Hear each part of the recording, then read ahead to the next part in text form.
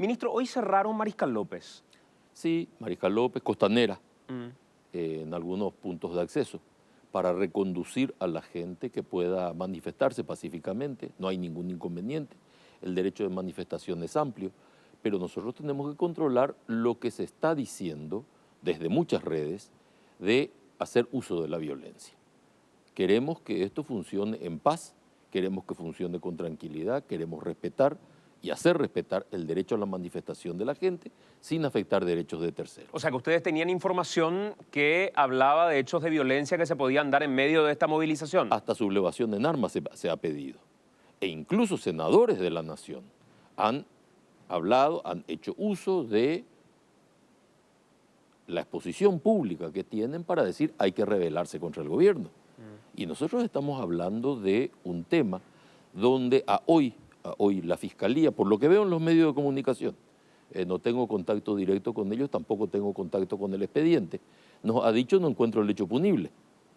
Es decir, si estamos hablando de un delito, ¿de qué estamos hablando?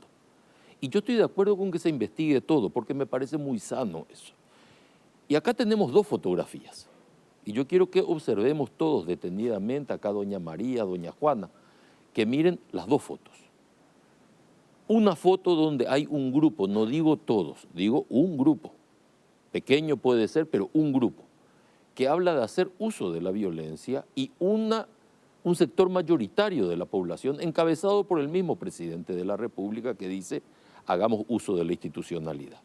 Como nunca en la historia, creo que es la primera vez en la República del Paraguay, las puertas de la residencia presidencial se abrieron para que la Fiscalía ingrese y tome una declaración en el marco de una investigación al presidente de la República del Paraguay. Y yo creo que ese es un hecho, es un gesto que hay que valorar, porque habla de la convicción del presidente de sostener el sistema institucional. Para tomar una decisión respecto a este tema del juicio político, porque parece que eso es lo que estamos discutiendo, tenemos que confiar entonces en el uso de las instituciones.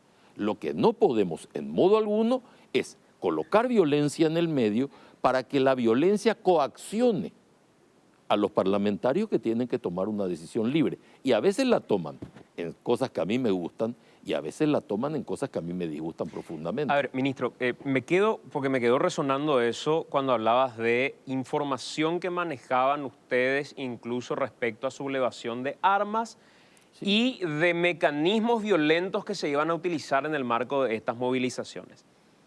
Eso es filtración, es inteligencia, es mensajes en redes sociales.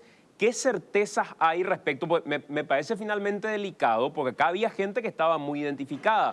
Yo veía que a través de sus redes sociales era un Efraín Alegre el que convocaba, por ejemplo, a las movilizaciones. No, yo no. Pero en ningún momento lo escuché a Efraín Alegre jamás decir vamos a utilizar armas o vamos a utilizar la violencia. Dentro de redes, dentro de grupos de WhatsApp, se está hablando de eso. Y yo no estoy diciendo es Efraín Alegre.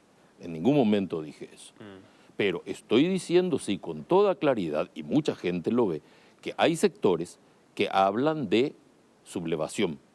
Hay sectores que hablan del ejercicio de la violencia. Y cuidado que la violencia es apenas una chispa. Nosotros estamos apostando por la paz. Y eso es algo que le tiene que quedar claro a toda la población. El derecho a manifestarse es libre. Lo hemos respetado históricamente a lo largo de este año de gobierno y se va a seguir respetando. Pero tenemos que hacer uso de nuestros derechos en paz. Y tenemos que, cuando hacemos uso de nuestro derecho, respetar los derechos ajenos. Entonces estamos buscando el marco de equilibrio, porque mañana que no nos digan que se produjo un hecho de violencia, no, resulta que eran infiltrados, resulta que no somos nosotros. Sin embargo, estamos viendo de dónde vienen estos hechos. Y este es un trabajo que hace habitualmente inteligencia, pero no hace falta tampoco tanta inteligencia, está en las redes. En el que habla de lo que va a ser la movilización a partir del día de mañana. Juicio político, elecciones ya, lugares de movilización, y habla de varios puntos. En otro flyer, que lo ha compartido días antes a través de su cuenta, dice Itaipú, Ñanembaé, causa nacional convoca movilizaciones por el juicio político. sábado, 9 horas, en Asunción, Departamento Central, cierre de rutas en el interior del país, domingo. Perdóname, ahí mismo te pregunto, el cierre de ruta es una actividad legal, ¿verdad? No es una actividad legal. Es una actividad ilegal. ¿Podemos estar de acuerdo en eso? Es una actividad en la que incluso organizaciones campesinas A ver, han incurrido permanentemente y hubo una Claro, negociación por está parte todo del bien. gobierno. Y está bien y hemos despejado. Pero ustedes son los mismos que nos reclaman que despejemos. No, Entonces, yo estoy de acuerdo. entremos con No, a ver, tibieza a ver, ahora. no, yo estoy de acuerdo. O sea, Estuve de acuerdo cuando ocurrió con los taxistas, por ejemplo. Bueno, fantástico. Y lo Entonces, aplaudí y dije, es lo que correspondía. pero entonces tenemos una incitación a cometer una actividad que se encuentra al margen de la ley. Lo que- Podemos lo que busca el marchódromo. O sea, cuando nosotros analizamos una norma, no podemos irnos a conceptos absolutos, porque el concepto absoluto no existe en la práctica. ¿Qué existe? Saber cuál es la materia protegida, cuál es el bien jurídico protegido. El bien jurídico protegido para la ley del marchódromo es la libertad de la autoridad de tomar decisiones.